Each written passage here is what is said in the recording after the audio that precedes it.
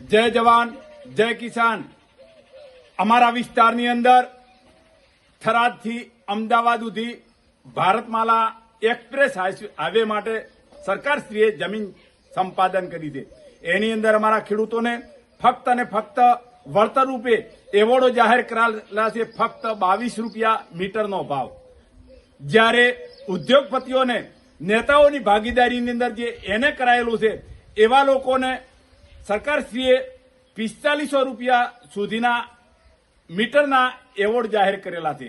એટલે અમારા ખેડૂતોને પૂરતું વળતર સરકારશ્રીએ આપેલું નથી। એના અનુસંધાને અમે ખૂબ રજૂઆતો કરી, ગાંધીનગર મુખ્યમંત્રી સાહેબશ્રીને પણ રજૂઆત કરી, આપણા કલેક્ટર સાહેબશ્રીને રજૂઆત કરી, છતાં પણ હજી સુધી કોઈ યોગ્ય જવાબ આપેલો નથી। એના અનુસંધાને અમે તમામ ખેડૂતો સાથે રહી અને થરાદથી ગાંધીનગર સુધી એક ટૂંક સમયની અંદર રેલીનું આયોજન કરવાનું છે।